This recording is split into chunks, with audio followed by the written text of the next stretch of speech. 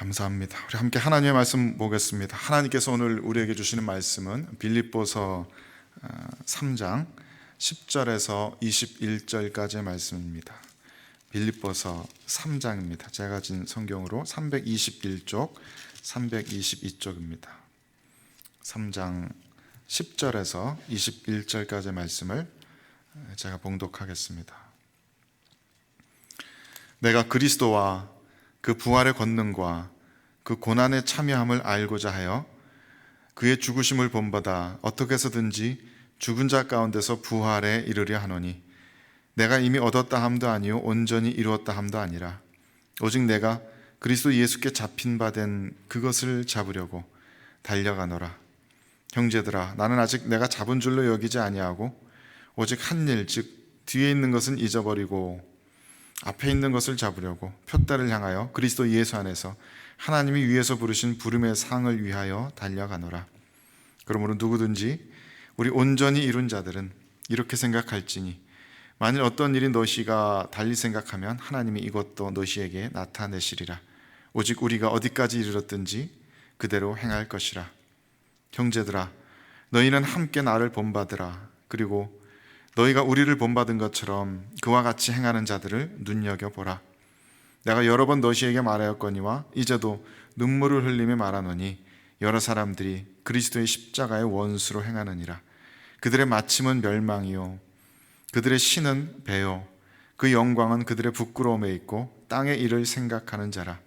그러나 우리의 시민권은 하늘에 있는지라. 거기로부터 구원하는 자 곧 주 예수 그리스도를 기다리노니 그는 만물을 자기에게 복종하게 하실 수 있는 자의 역사로 우리의 낮은 몸을 자기 영광의 몸의 형체와 같이 변하게 하시리라. 아멘. 하나님의 말씀입니다. 이 3장에서 굉장히 많은 주제들을 사도 바울은 다루고 있습니다만은 오늘은 특별히 이 부활이라는 귀한 진리에 초점을 맞추고 이 3장 말씀을 함께 살펴보도록 하겠습니다. 이 빌립보서 3장 말씀에서 사도 바울은 두 종류의 사람들을 특별히 비판하고 있습니다. 사도 바울이 비판하고 있는 첫 번째 부류의 사람들은 교회 내에 있는 유대주의자들, 율법주의자들입니다. 2절 말씀에 개들을 삼가고 행악하는 자들을 삼가고 몸을 상해하는 일을 삼가라 라고 쓰고 있는데 이 구절이 바로 교회 내에 있는 유대주의자들을 비판하는 말로 생각이 됩니다. 개들이라고까지 얘기했습니다. 누군가를 공식적인 자리에서 개들이라고, 개 같은 사람들이다 이렇게 칭하는 것은 굉장히 심한 욕입니다. 이 사람들이 그만큼 교회에 커다란 해가 될 수 있는 이들이라는 얘기겠죠. 기독교의 일원이 되었는데도, 예수 그리스도 믿고 기독교의 한 멤버가 되었음에도 여전히 유대계의 그 모세 율법을 따라서 할례를 받아야 된다라고 주장하는 그 유대주의자들, 율법주의자들 이렇게 가리켜서 폄하하는 것입니다.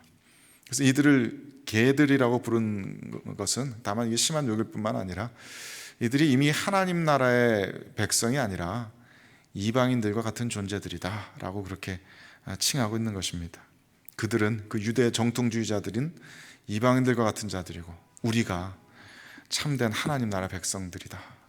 우리가 참 할례에 속한 이들이다 이렇게 주장하고 있는 것입니다. 또 이들을 행악하는 자들이라고 말하는 것은 그만큼 이들이 기독교에 커다란 악영향을 미치고 있다는 이야기입니다. 복음의 영광을 축소시키려고 애쓰고 있다는 이야기입니다. 그리스도의 십자가만으로는 부족하다라고 이들은 주장하고 있는 셈입니다.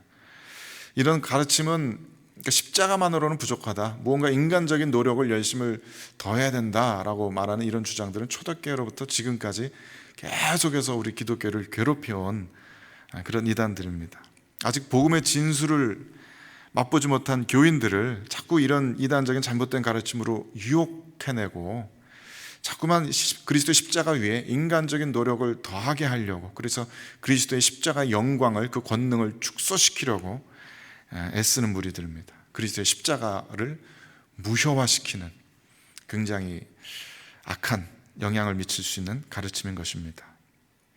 또 이들을 가리켜서 몸을 상해하는 일을 한다라고 이렇게 쓰고 있습니다. 사실은 할례를 삼가라 라고 말해도 되는 일인데, 할례라고 부르지 않고 마치 그 옛날 바알 섬기는 제사장들이 칼로 자신의 몸을 이렇게 자해가면서 어떤 주술적인 행동들을 했던 것에 빗대어서 그런 우상숭배적인 행동을 하는, 자기 몸을 상해하는 그런 이들이다라고 이들을 이렇게 신랄하게 비판하는 말입니다.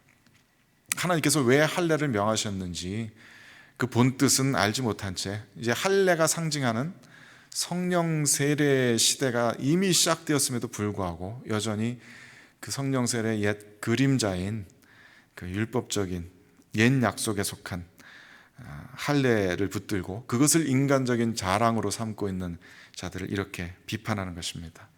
개들이고 행악하는 자들이고 몸을 상해하는 자들이다. 이들 그 유대주의자들의 이런 율법적인 태도는 이렇게 계속 줄기차게 교회를 괴롭혀온 것을 보면 어쩌면 이런 것이 인간의 죄된 본성에 속하는 것이 아닌가 그런 생각이 듭니다. 하나님께 온전히 의지하지 못하고 하나님께 모든 것을 다 맡겨드리지 못하고 내 힘으로 뭔가를 할 수 있다라는 그런 생각에서 비롯된 것이 아닐까. 또한 그 자체가 우리들의 이 십자가의 은혜뿐만 아니라 하나님께서 계획하시고 계신 영원한 창조 계획과 구원의 계획을 모르고서 잘못 하나님을 오해하기 때문에 이런 일들이 자꾸 생겨나는 것은 아닌가 싶습니다. 고대 그리스 시대에는 스토아 학파라는 철학자들이 있었습니다. 이들의 윤리적인 특징도 굉장히 이런 율법적인 금욕적인 생활을 하는 그런 것이 이들의 윤리적인 특징이었습니다. 굉장히 감정을 억제하고 또 극도로 지성을 이렇게 이성적인 삶을 추구하면서 이 세상의 모든 쾌락으로부터 스스로를 차단시키는 그런 금욕적인 삶을 이들은 추구해 왔습니다. 그러니까 사실 그 동기를 보면 전혀 잘못된 것이라고는 볼 수 없을 겁니다. 우주의 참된 진리를 찾고자 하고 그 진리를 더욱더 추구하려고 하고 그러기 위해서 육신을 즐겁게 하는 일들을 그냥 이런 피상적인 쾌락들을 멀리하려고 하는 그런 경향입니다. 그런데 이런 동기는 좋지만 이런 윤리관의 치명적인 약점은 하나님께서 지으셨고 하나님께서 기뻐하셨고 하나님께서 축복하신 이 피조 세계를 그 가치를 인정하지 않는다는 데 있습니다. 이 세계를 긍정하지 않는 것입니다. 이 물질 세계를 그저 저열한 세계, 열등한 세계, 죄와 고통으로 가득한 세계로 여기고 이 죄 많은 물질 세계에서 눈을 돌려서 저 영적인 세계, 진리의 세계, 참된 이상의 세계만을 바라보고자 하는 것입니다. 그래서 이런 세계관들은 내세지향적인 가치관이라고 볼 수 있겠습니다. 보다 더 율법주의적인, 보다 더 이 땅 위의 것들 이상의 것을 추구하는 그런 가치관들입니다. 고대 그리스 철학자들뿐만 아니라 초대교회 내 유대주의자들에게도 이런 내세주의적인, 내세지향적인 그런 삶의 모습들이 보였고 중세나 근대 시대에도 교회 내 신비주의자들에게서 이런 내세지향적인 태도들이 보였습니다. 현대 기독교회 안에도 영적인 세계만을 추구하고 이 세상의 문화적인 가치들을 부인하는 이들 중에 이런 오리에 빠지는 분들을 볼 수가 있습니다. 또 하나의 반대적인 면에서 바울이 비판하고 있는 또 다른 무리는 쾌락주의자들입니다.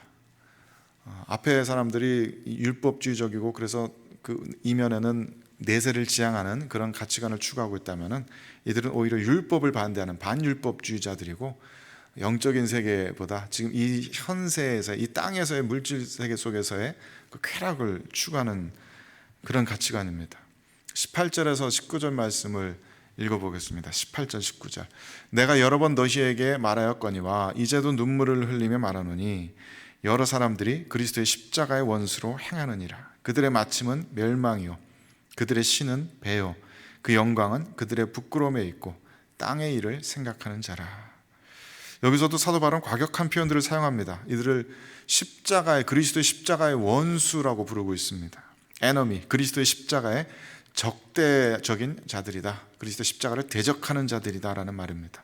그렇기 때문에 결국 심판자로 다시 오실 예수 그리스도 앞에 멸망당하게 될 이들이다 라고 사도 바울은 이들을 혹독하게 비판하고 있습니다. 이들은 자신의 배를 섬기는 자들이라고 했습니다. 직역하자면 자신의 욕망이 저들의 신이다, 이렇게 직역할 수 있겠습니다. 자신의 욕망을 자신의 신으로 섬기는 사람들, 육체적인 욕망으로 자신의 삶의 통치를 받는 자들입니다. 육체적인 욕망이 원하는 대로 먹고 마시고 잠을 자고 또 육체적인 욕망이 원하는 그런 일들을 하는 자들입니다.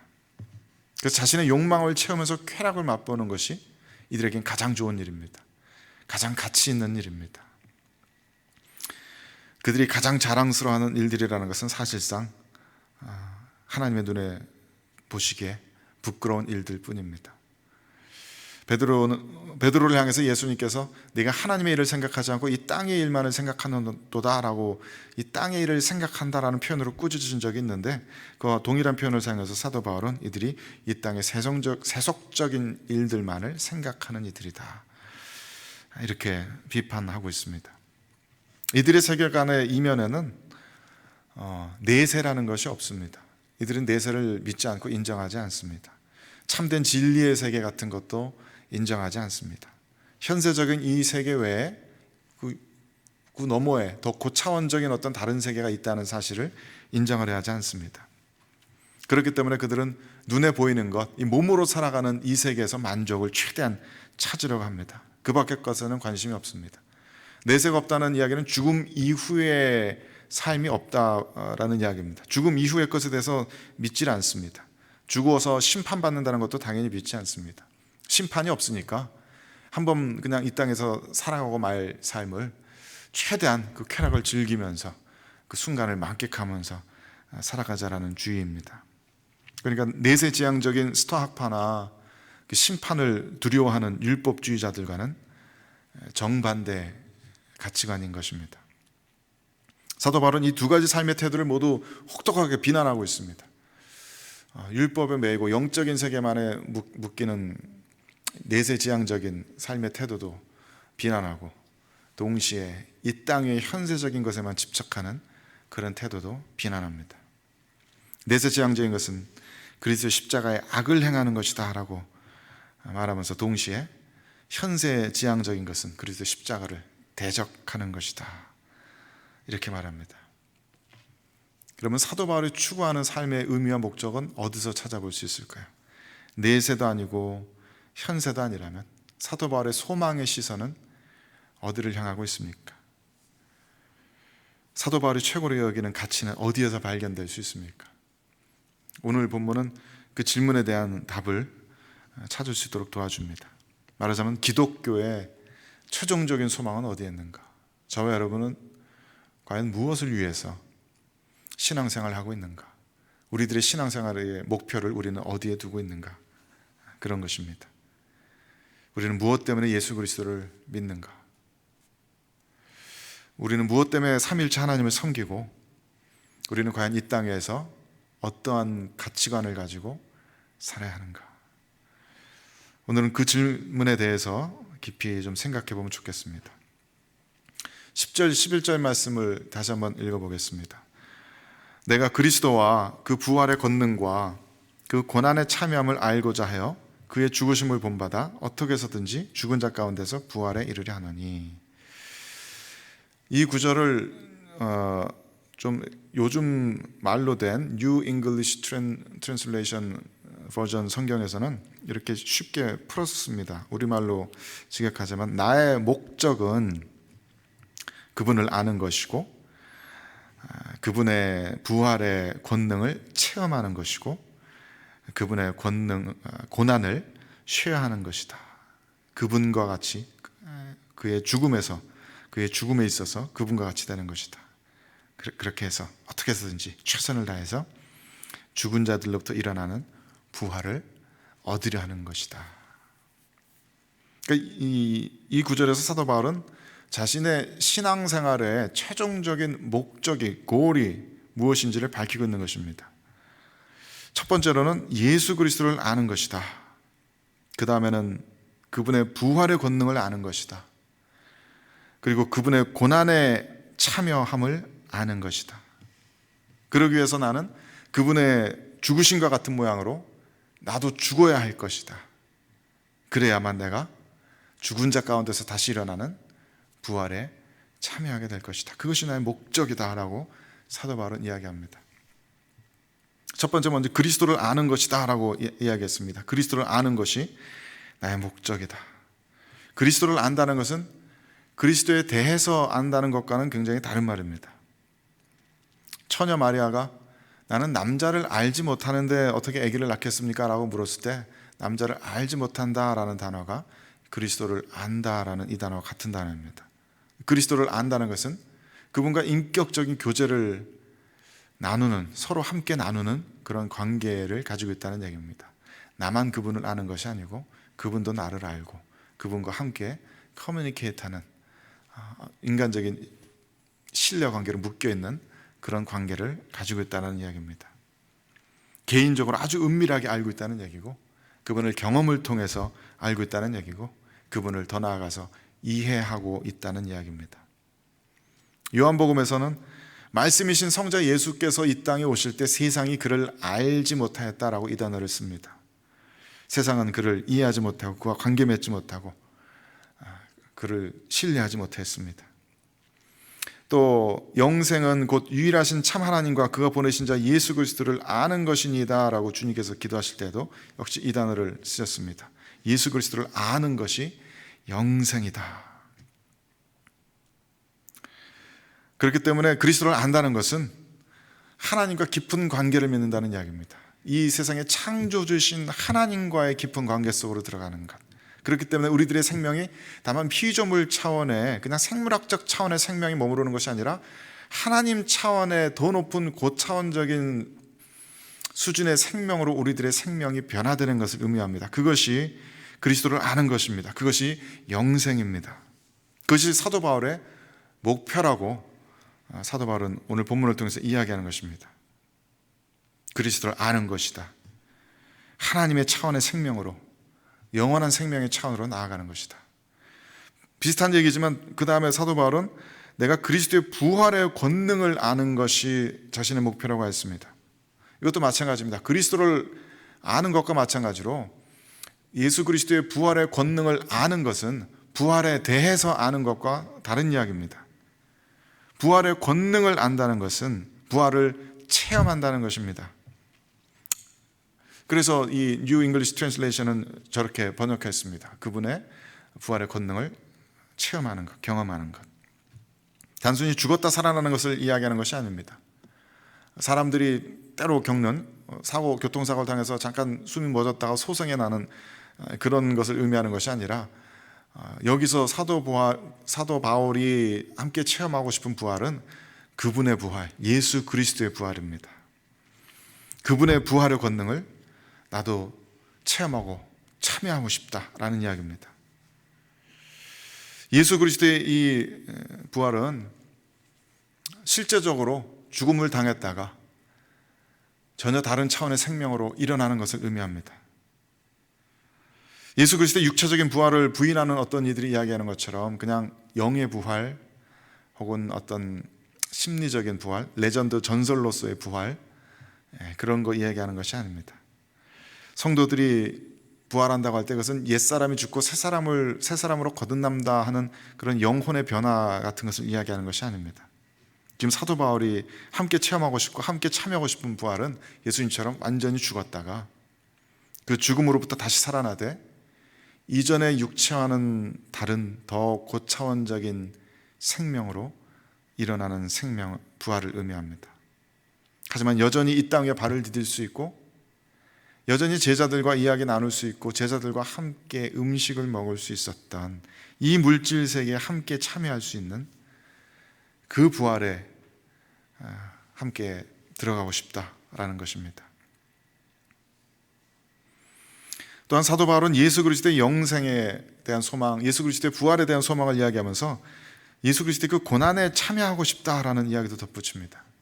그 고난에 참여한 후에라야 그분의 죽으심을 본받아서 나도 그분과 똑같이 완전한 죽음을 당한 후에라야 이러한 부활에 이르를 수 있게 되기 때문입니다. 그 부활에 참여하기 위해서 나는 죽음이라는 관문을 통과하는 것도 두려워하지 않고 오히려 그것을 향해서 나아가려 한다. 고난에 참여한다라는 말은 영어로는 The Fellowship of His Suffering 이라고 되어 있고, 원문에 보면은 그분의 고난의 코이노니아라고 이렇게 표현하고 있습니다. 나는 그분의 고난의 코이노니아를 알고 싶다. 그분의 고난과의 코이노니아를 가지고 싶다. 코이노니아는 보통 성도의 교제 나타날 때 많이 사용하는 단어죠. 함께 한 성령 안에서 함께 세례를 받고 함께 같은 주님을 섬기면서 함께 서로 공동생활을 하면서 서로 쓸 것을, 부족한 것을 서로 나누고 서로의 필요를 공급하는, 그래서 서로 사랑으로 하나 된 그런 교제를 나타낼 때 이 코이노니아라는 말을 씁니다. 그렇기 때문에 그분의 고난의 코이노니아를 알고 싶다라는 것은 그분의 고난을 그냥 잠깐 맛보고 한번 흉내내는 그 정도가 아니라 그분의 고난 가운데로 내 삶을 완전히 다 드리고 싶다라는 것입니다. 그분의 고난을 내 것으로 만들겠다는 이야기입니다. 그 고난을 통해서 정말 죽음까지 이르겠다는 이야기입니다. 그분의 죽음의 체험까지 나누어야만 그분의 부활에 다다를 수 있기 때문에 이것이 사도 바울의 목표입니다. 근데 이것을 얼핏 잘못 생각하면 사도 바울의 이 소망도 역시 굉장히 내세지향적인 것이 아니냐라고 이렇게 오해할 수 있습니다. 그런 오해는 아마도 기독교의 궁극적인 소망이, 기독교의 궁극적인 목표가 죽어서 천국 가는 데 있다라는 잘못된 오해 때문에 생기라는 것일 겁니다. 천국은 죽어서 가는 어떤 곳이 아닙니다. 천국은 장소가 아니라 상태입니다. 천국은 하나님의 통치가 우리들의 삶 가운데 이루어져 있는 그런 상태를 의미합니다. 그 천국의 생명은 우리가 그리스도 바깥에서 체험하였던 그 생명과는 질적으로 다릅니다. 우리가 그리스도 바깥에서 체험하였던 그 비참하고 죄와 사망에 붙들린 절망으로 이끌어져가는 그런 종류의 삶이 아닙니다. 천국에서의 생명은 하나님 차원의 생명입니다. 그것을 성경에서는 영생이라고 표현합니다. Eternal life. 그것은 굉장히 긴 생명을 이야기하는 것이 아닙니다.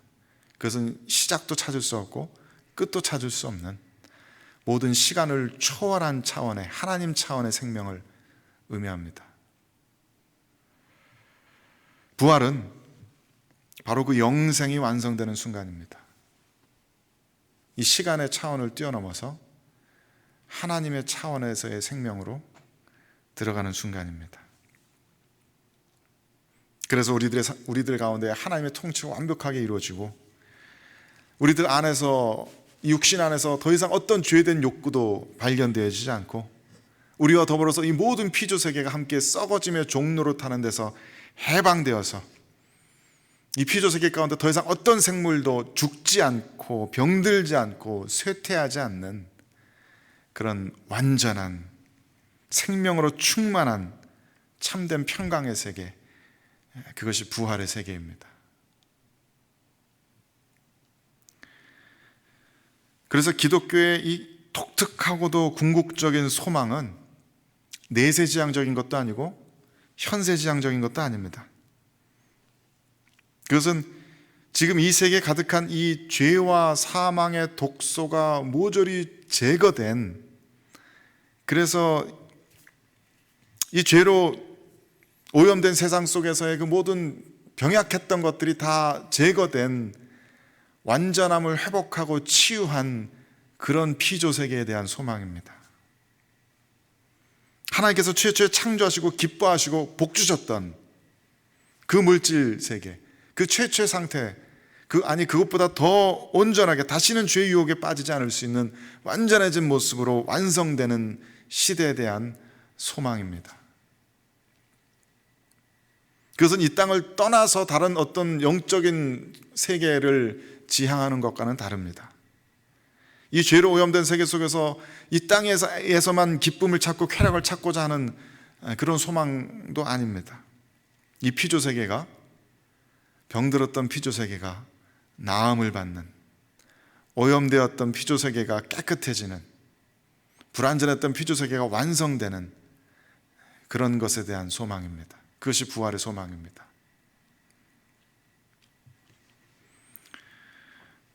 사도 바울의 이러한 소망에 대한 생각은 본문의 여러 가지 표현에서 엿볼 수가 있습니다. 우리 함께 20절, 21절 말씀을 같이 읽어보겠습니다. 그러나 우리의 시민권은 하늘에 있는지라. 거기로부터 구원하는 자 곧 주 예수 그리스도를 기다리노니 그는 만물을 자기에게 복종하게 하실 수 있는 자의 역사로 우리의 낮은 몸을 자기 영광의 몸의 형체와 같이 변하게 하시리라. 아멘.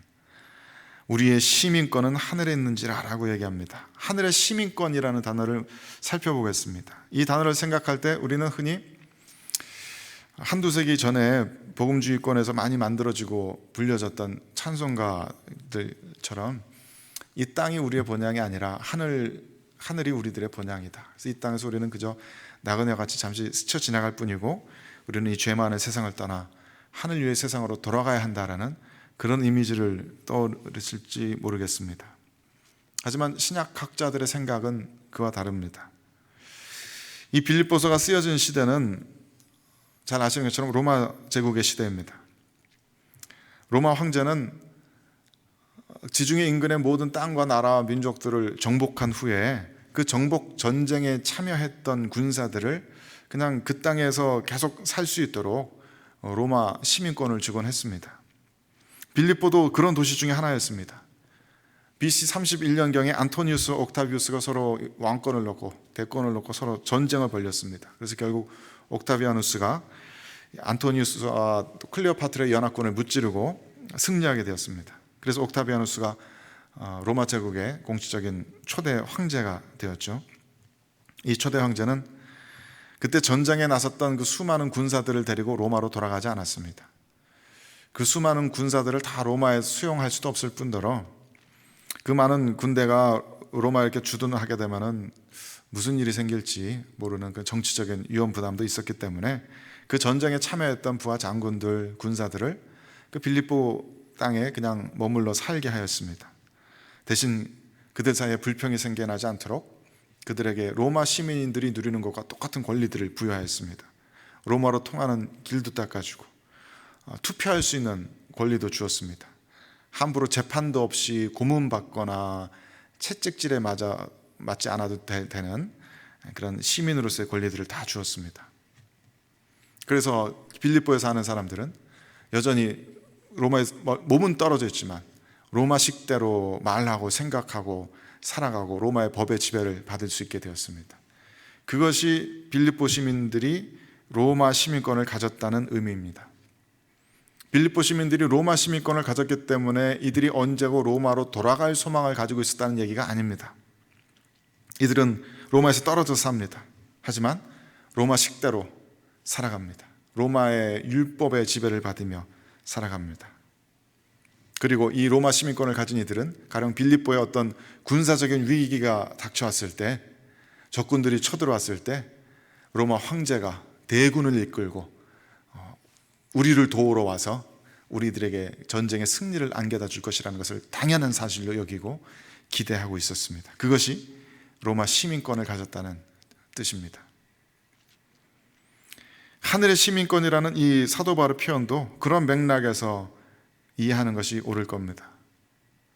우리는 이 땅을 천국의 식민지 삼아서 이 땅에 살아가도록 이 땅으로 부르심을 받았습니다.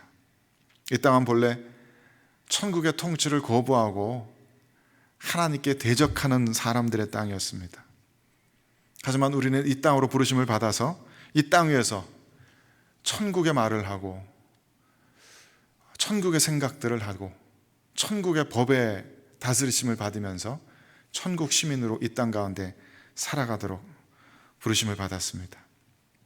그리고 우리가 살아가면서 위기를 맞을 때 언제든지 저 하늘로부터 하나님으로부터 도움의 은혜가 올 줄을 우리는 기대합니다. 그리고 마침내 왕 대신, 황제 대신, 우리들의 황제 대신 예수 그리스도께서 천사 만군을 이끌고 이 땅에 오셔서 이 땅에 가득 덮인 죄와 사망의 권세를 깨뜨리시고 우리를 완전한 승리의 해방으로 우리를 이끄실 줄을 우리는 믿고 기대하고 기다립니다. 그것이 우리가 천국 시민권을 가졌다는 의미입니다. 그래서 사도 바울은 거기로부터 구원하는 자 곧 예수 그리스도를 기다린다라고 이야기하는 것입니다. 우리의 시민권은 하늘에 있는지라 거기로부터 구원하는 자 곧 주 예수 그리스도를 기다리노니. 주님께서는 우리를 이 땅으로부터 구원하셔서 그리로 데려가시는 것이 아닙니다. 거기를 향한, 그리를 향한 구원이 아니라 그리로부터의 구원인 것입니다. 요한복음 21장 2절 말씀 보시면은 하나님께서 예배해 두신 거룩한 성 새 예루살렘이, 이 구원의 시대가, 완벽한 치유된 피조 세계가 하늘로부터 내려온다는 것을 우리는 배웁니다. 우리가 하늘로 끌려 올라가는 것이 아닙니다. 구원이 하늘로부터 내려옵니다.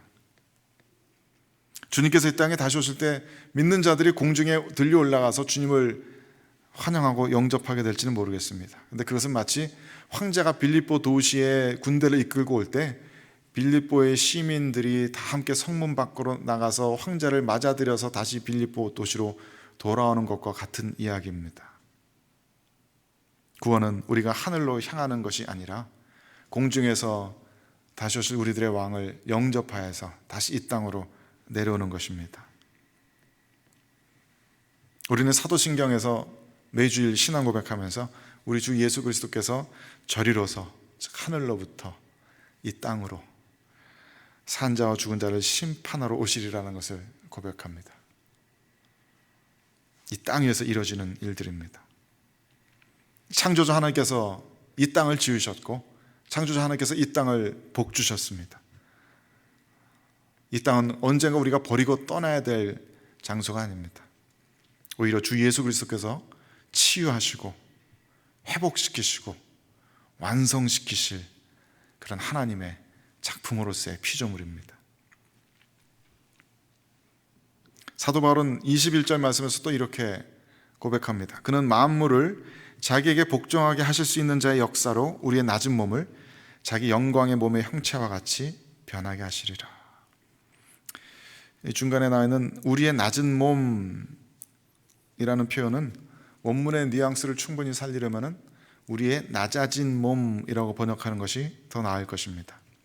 지난 주간에 우리가 빌립보서 2장 말씀을 공부했습니다마는 예수 그리스도의 마음을 품으라는 사도 바울의 권고가 빌립보서 2장에 있었죠. 그때 2장 3절 말씀에 겸손이라는 단어가 나왔습니다. 이 겸손이라는 단어는 오늘 여기 쓰여져 있는 낮은 몸 할 때 낮은이라는 단어와 같은 단어입니다. 낮은에 해당하는 같은 어근을 가지고 있는 단어입니다. 원어로는 타페이노시스라고 하는데 라틴어로 쓰면은 휴밀리타스가 됩니다. 휴밀리타스. 이 휴밀리타스의 사전적인 의미는 겸손이라기보다 그냥 낮아짐입니다. 그런데 이 휴밀리타스가 자기의 의지가 아니라 타인에 의해서 내가 낮아지게 되면은 그것은 굉장히 부정적인 의미를 가진 단어가 됩니다. 그래서 수치를 당한다라는 뜻이 되고 영어의 humiliation이 바로 여기에서 파생되었습니다. 낮아지는데 그것이 나의 자의로 의해서 낮아지는 거면, 내가 자원하는 기쁨으로 낮아지는 거면은 그것은 이 휴밀리타스는 긍정적인 의미로 해석이 됩니다. 그래서 겸손의 의미를 가지게 되고 영어의 humility라는 단어가 바로 여기서 파생됩니다. 우리의 낮은 몸이라고 할 때 이것은 우리 스스로의 자유의지로 낮아지는 것은 물론 아닙니다. 우리의 몸은 낮아졌습니다. 우리의 의지와는 상관없이 낮아졌습니다. 애초에 우리는 하나님의 형상을 닮아서 하나님을 닮은 그 영광스러운 모습으로 태초의 창조의 영광스러운 빛을 간직한 마치 하나님과 같은 신성한 모습을 지닌 그런 존재로 우리는 지으심을 받았습니다. 그때 우리들의 몸은 병도 아픔도 죽음도 몰랐습니다. 우리의 몸에는 죄된 욕구들도 없었습니다. 우리의 몸은 이 몸을 입은 채로 하나님과 자유로이 교통할 수 있었습니다. 우리의 몸은 하나님께서 지으신 이 피조세계 속에서 하나님의 형상을 반영하고 드러내기 위해서 만들어진 몸입니다. 우리는 이 몸을 통해서 하나님의 대리자로서 하나님께서 지으신 이 피조세계를 가꾸고 정복하고 다스리고 경작하기 위해서 그렇게 지으심을 받았습니다.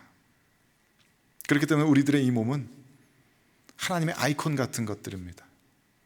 하나님의 형상을 반영하는, 하나님의 이미지를 나타내는, 이 세상 속에서, 피조세계 속에서 하나님을 드러내기 위한 하나님의 아이콘 같은 역할을 합니다. 그런데 하나님의 범죄로 말미암아서 우리들의 이 몸이 타락되었습니다. 죄로 오염되었습니다. 몸과 더불어 우리들의 영혼이, 그리고 이 피조세계가 함께 죄의 오염에 빠지게 되었습니다. 최초의 영광을 잃어버렸습니다. 우리들의 몸의 아픔이, 질병이, 죽음이 지배하기 시작했습니다. 그래서 우리는 쉽게 피곤해합니다. 쉽게 병이 듭니다. 쉽게 죄의 유혹에 굴복합니다. 너무나 많은 죄된 짐승과 같은 욕구들이 우리들 안에서 끊임없이 올라옵니다. 이 몸은 자꾸만 욕심을 부려대면서 나 자신의 생존과 나 자신의 이기적인 일들만을 생각하게 만듭니다. 그 욕심을 충족시키기 위해서 우리들을 이리저리 끌고 다닙니다. 우리의 몸이 낮아졌습니다. 하지만 성경에 의하면 이것은 정상적인 상태가 아닙니다. 이것은 비정상적인 상태이고 우리들의 병든 상태입니다. 회복되어야만 하는 상태입니다. 하나님께서 애초에 계획하시고 창조하신 모습 그대로가 아닙니다. 이대로 계속 가서는 안 됩니다. 회복되어야 합니다. 치유되어야 합니다. 우리를 붙들고 있는 이 사망이라는 질병의 권세로부터 우리는 해방받아야 합니다. 그리고 우리와 함께 썩어짐의 종로로 타고 있는 이 온 피조세계가 해방되어야 합니다. 온 피조세계가 썩어짐의 종로로 타면서 마침내 하나님의 아들들의 그 영광이 나타나서 자신들이 그 모든 썩어짐의 종로로 타는 데서 해방되는 그날만을 간절히 기다리고 있습니다. 온 피조세계에 태초에 있었던 창조의 영광의 빛이 가득한 그런 날들을 이 모든 피조세계가 함께 간절히 고대하고 있습니다. 우리들의 낮아진 몸은 다시 높아져야 합니다. 그것이 부활입니다. 그래서 부활은 치유이고 회복입니다. 예수 그리스도의 부활이 바로 그 부활의 치유의 회복의 첫 번째 열매이고 증거였습니다. 예수님께서는 이 땅에 다시 오셔서 이 죄와 사망의 종로로 타고 있는 비참한 상태에 빠져 있는 우리들의 몸을 부활하신 주님의 그 영광스러운 몸과 같이 트랜스폼 시켜주실 것입니다. 10절 말씀에서 사도 바울은 의도적으로 그의 죽으심을 본받아라는 단어를 쓰고 있고, 그 똑같은 단어를 의도적으로 주님께서 우리들의 몸을 자기 영광의 몸의 형체와 같이 변하게 하시리라 라는 이 표현에서 그 똑같은 단어를 쓰고 있습니다. 우리말하는 그 뉘앙스가 잘 드러나지 않지만 영어 성경의 21절 말씀 보면은 자기 영광의 몸의 형체와 같이, 즉 영광의 그 몸을 본받아 into conformity with the body of his glory라고 원문에 보다 더 가깝게 번역하고 있습니다. 고난을 통해서 그분의 죽으심을 본받아야만, 그분의 죽으심을 뒤따라가야만 그분의 부활을 본받아서 그분의 부활과 같이 일어날 수 있는 것입니다. 그분의 영광스러운 몸의 형체와 같이 변화되고 치유되고 완성될 수 있는 것입니다. 그래서 우리가 가지고 있는 부활의 이 소망은 결코 내세지향적인 소망이 아닙니다. 이 땅을 떠나서 다른 세계로 이사가는 것이 아닙니다. 우리는 여전히 이 땅에 대한 소망을 품고 이 땅에 주신 하나님의 그 축복과 소명을 잊지 않고 우리가 살고 있는 이 땅을, 이 토론토를, 이 도시를 하나님의 나라다운 모습으로 변화시켜 나가야 하는 것입니다. 그래서 주님만이 오시는 그 순간을 기다리며 우리들이 하나님 나라를 만들어가는 이 모든 우리들의 열심 위에, 우리들의 경주 위에 주님께서 그 모든 것을 완벽하게 결론 지어 주시기를, 완성시켜 주시기를 우리는 기다리고 있는 것입니다. 동시에 부활은 그렇기 때문에 현세지향적인 소망도 아닙니다. 우리는 결코 이 땅 위에서의 불완전하고 피상적이고 순간적인 쾌락에 만족하지 않습니다. 우리들은 그보다 더 큰 쾌락을 원합니다. 우리는 이거보다 더 커다란 기쁨을 원합니다. 우리가 기다리고 있는 기쁨은 이 세상에서의 피상적인 기쁨과는 비교도 할 수 없는 것입니다. 그것은 감옥에 갇혀 있어서 사방에 우겨싸움을 당하는 것 같지만 그럼에도 불구하고 기뻐할 수 있는 그러한 차원의 기쁨입니다. 그 기쁨을 위해서 우리는 이 땅에서의 쾌락을, 이 땅에서의 자랑거리들을, 사람들이 막 숭상하는 그런 것들을 배설물로 여깁니다. 이 땅에서 사람들이 기쁘다고 하고 이 땅에 사람들이 쫓는 그런 가치들은 부활의 세계에 닥쳐올 그 기쁨의 그 아름다운 가치들에 비교하면 정말 쓰레기 같은, 배설물 같은 것들입니다. 그런 것들은 우리들의 궁극적인 소망에 전혀 도움이 되지 않는 것들입니다. 심지어 유대주의자들의 이 엄격한 율법조차도, 그 엄격한 종교생활조차도, 그 엄격한 경건생활의 인간적인 노력조차도 그 궁극적인 소망에는 전혀 도움이 되지 않는 것입니다. 왜냐하면 그것들은 전부 플래시에, 육신에 속한 것이기 때문입니다. 성령과 관계 맺지 못한 육신에 속한 모든 것들은 우리들의 구원의 궁극적인 소망에 전혀 아무런 도움이 되지 못합니다. 그래서 다만 우리는 이 땅의 것들에 목매이는 것이 아니라, 이 땅의 기쁨을 추구할 것이 아니라, 다만 이 땅의 죄를 함께 아파하고 이 땅에서 주님과 함께 기꺼이 고난당하면서 이 땅의 완전한 회복과 치유를 위해서 일할 뿐입니다. 그리고 기다릴 뿐입니다. 다시 말씀드리자면 우리들의 신앙의 목표는 이 바깥 세상과 담쌓고 교회 건물 안에 모여서 우리들의 영적인 쾌락만을 추구하며 우리들끼리 집회에 가지는 그런 데 있지 않습니다. 이 땅에서 이루어지는, 세상 가운데서 이루어지는 모든 구조적인 죄악들과 불의에 대해서 눈 감고 귀 닫고 그저 우리들의 영혼의 즐거움만을 추구하는 그런 것은 우리들의 소망이 아닙니다. 동시에 우리는 이 세상에 대해서 욕심 부리지도 않습니다. 이 세상의 즐거움을 탐하지 않고 이 세상의 정치적인 권력을 탐하지도 않습니다. 교회 건물 폐쇄하고 그렇게 세상에 몰두하고 세상 일에 탐닉하는 것은 우리들의 소망과 관련이 없는 일들입니다. 우리들이 해야 할 일은 세상으로 나아가서 세상 속에서 주님을 섬기는 예배자로 살아가는 것입니다. 물론 우리는 모여서 예배 드릴 것입니다. 하지만 그 예배 드리는 목적은 예배를 통해서, 공예배를 통해서 우리들의 왕 되신 주님을 함께 높여드리고 그분의 말씀을 통해서 그분의 말씀의 다스리심을 받고, 그래서 우리가 하나님 나라의 백성들임을, 그 정체성을 다시 한번 확인하고 그 아름다운 사랑의 공동체를 나누면서 그 사랑을 세상 바깥으로 흘려보내며 세상 속에서 예배자로서 계속해서 살아가는 그 힘을 얻기 위함입니다. 마치 아침 첫 시간 새벽 기도 드릴 때 새벽 기도를 위해서 살아가는 것이 아니라 새벽 기도를 드림으로써 그 하루를 더 힘있게 살아가려고 하는 것처럼 매 주일의 첫날, 주일날 우리는 모여서 이 세상을 살아갈 힘을 얻기 위해서 주님 앞에 예배 드립니다. 우리들의 정체성을 확인하고 주님의 말씀의 다스리심을 받습니다. 그리고 그 우리들의 예배의 의미는 밖에 나가서 하나님을 섬기는, 즉 하나님의 일을 하는, 하나님께서 원하시는 일을 하는, 하나님 나라의 가치관을 실현시켜 드리는 그런 일을 하는 것이 우리들의 신앙의 내용입니다. 우리들의 가정에서, 직장에서, 학교에서, 사업장에서 우리들의 삶의 모든 것은 예배의 삶이 되어야 하고 될 수 있습니다. 하나님 나라의 원리대로 살아가는 것입니다. 각자의 자리에서 하나님 나라를 자신의 삶으로 증거하는 것입니다. 하나님 나라의 가치들을 실현시켜 나가는 겁니다. 하나님의 말씀에 다스림을 받는 사람이, 공동체가 여기 세상 가운데 있음을 증거하는 것입니다. 그렇게 해서 하나님을 높여드리는 것입니다.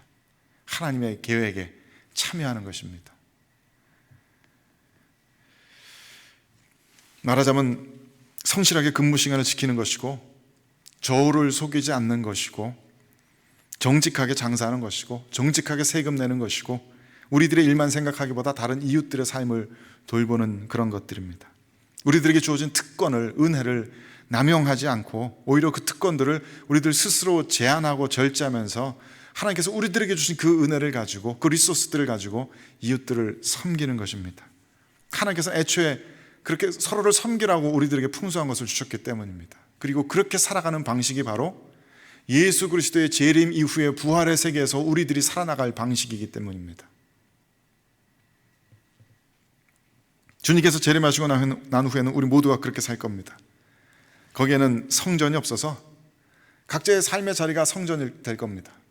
우리는 어쩌면 지금 그것을 연습하고 있는지도 모릅니다. 각자의 집에서도 얼마든지 하나님의 임재가 충만하게 경험될 것입니다. 각자의 직장이 성전이 될 것입니다. 각자의 직장에서 하나님의 권능이, 하나님의 역사심의 파워가 충만하게 드러나게 될 것입니다. 우리가 모여서 이루는 그 모든 공동체에서 우리는 서로를 열심히 사랑하고 나 자신보다 서로를 돌보는 데 더 집중하게 될 겁니다. 그것이 예수 그리스도의 재림 이후에 이루어질 부활의 세계입니다. 완성된 천국의 모습입니다. 사도 바울은 17절 말씀에 나를 본받으라 라고 담대하게 이야기합니다. Be an imitator of me. 이것은 사도 바울과 마찬가지로 십자가의 소망만을 붙들라는 말씀입니다. 그 이전에 그가 붙들었던 모든 종교적인, 율법적인, 내세지향적인, 영적인 이런 것들 다 버리고 현세지향주의적인 어떤 쾌락들, 어떤 욕심들 다 버리고 그 모든 것들 대신에 오직 그리스도를 택하고 그리스도를 아는 것을 소망하고 그분의 부활에 참여하는 것을 소망하고 그것을 위해서 그분의 고난에 함께 참여하고 그분의 죽으심까지 그분을 본받으라는 것입니다. 내가 그리스도의 뒤를 따라하는 것처럼 너도 그리스도를 택하고 너희도 그리스도를 택하고 나와 같은 이 선택을, 이 삶의 걸음들을 걸어가라 라고 사도 바울은 우리들에게 권면하는 것입니다. 사도 바울의 이 권면의 말씀이 우리들의 삶 가운데 이루어지게 되기를 간절히 바랍니다. 우리는 천국의 시민권자들입니다. 우리는 이 땅 위에서 주님 오시기를 기다리며 천국의 시민권자로 살아갈 겁니다. 주님께서 우리들의 삶을 도우실 것이고 우리들의 이 삶을 완성시키실 것입니다. 우리는 마침내 주님과 함께 이 모든 피조세계 속에 밝히 드러나는 주님의 임재하심과 그 권능을 마음껏 즐거워하고 누리면서 주님을 찬양하게 될 것입니다. 그것이 사도 바울이 감옥 속에서도 뺏기지 않고 있는 기쁨입니다. 소망입니다. 그 기쁨과 소망이 저 여러분 우리 모두의 것이 되시기를 주님의 이름으로 간절히 축원드립니다. 함께 기도하겠습니다. 참 좋으신 주님, 이 빌립보서 말씀을 통해서 사도 바울의 삶을 묵상하고 사도 바울의 마음속에 넣어두신 생각들을 함께 엿보며 사도 바울이 소망하고 있는 것, 사도 바울이 기뻐하는 것 함께 소망하고 함께 기뻐할 수 있게 하시니 감사드립니다. 주님께서 주시는 말씀 담대히 나름 최선을 다해서 전했습니다. 부족할지라도 주의 성령께서 말씀 듣는 모든 성도들의 심령 가운데 이제 역사해 주셔서 사도 바울이 꿈꾸고 있는 것 같은 동일한 꿈을 우리도 꾸게 하시고 주 예수 그리스도께서 가리키고 계시는 그 방향을 우리도 함께 바라볼 수 있게 해주시옵소서. 주님께서 지으시고 축복하신 이 땅을 멀리하지 않게 하시고 이 땅에 대한 소망을 포기하지 않게 하시고 또 한편으로는 이 땅의 쾌락에 목매이며 그것을 목표 삼지 않게 해 주옵소서. 이 땅의 헛된 것들에 우리들의 삶을 낭비하지 말게 하옵소서. 우리들이 눈을 들어서 그리스도의 재림을 기다리며 그리스도께서 이루실, 주님께서 완성시키실 그 완성된 하나님의 나라를 꿈꾸며 그 부활의 세계, 부활의 시대에 우리들의 삶의 모든 초점을 맞출 수 있도록 도와주시옵소서. 하나님 나라가 하늘에서 이루어진같이 땅에서도 이루어지게 되길 간절히 바랍니다.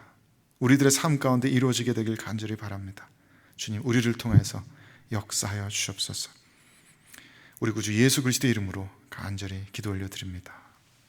이제는 우리 주 예수 그리스도의 크신 은혜와 하나님 아버지의 극진하신 사랑과 성령 하나님의 교통하심이 이 자리에서 하나님 하늘나라의 시민권 가지고 하나님의 백성으로서 살아가기 원하는 또 그렇게 다짐하는 모든 성도들의 심령 위에 이들의 가정과 또 각자의 소명의 일터 위에 이제부터 영원토록 함께 계실지어다.